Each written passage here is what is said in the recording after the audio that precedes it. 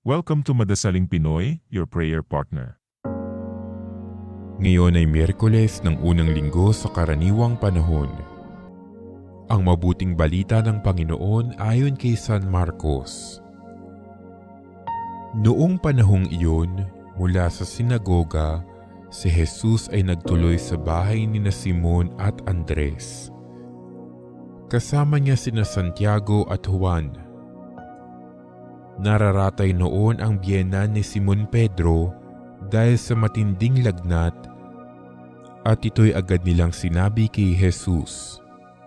Nilapitan ni Jesus ang babae, hinawakan sa kamay at ibinangon.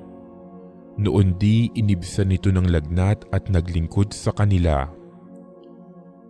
Pagkalubog ng araw, dinala kay Jesus ang lahat ng may sakit at ang mga inaalihan ng demonyo at nagkatipon ng buong bayan sa may pintuan ng bahay.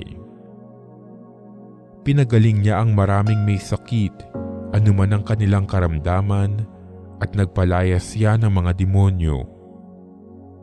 Hindi niya hinayaang magsalita ang mga ito, sapagkat alam nila kung sino siya. Madaling araw pa'y bumangon na si Jesus at nagtungo sa ilang napuok at nanalangin. Hinanap siya ni Simon at kanyang mga kasama. Nang siya ay matagpuan, sinabi nila, "Hinahanap po kayo ng lahat."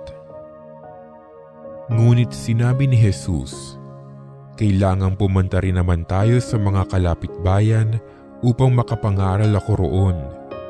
Ito ang dahilan ng pag-alis ko sa Capernaum." At nilibot niya ang buong Galilea na nangangaral sa mga sinagoga at nagpapalayas ng mga demonyo. Ang mabuting balita ng Panginoon.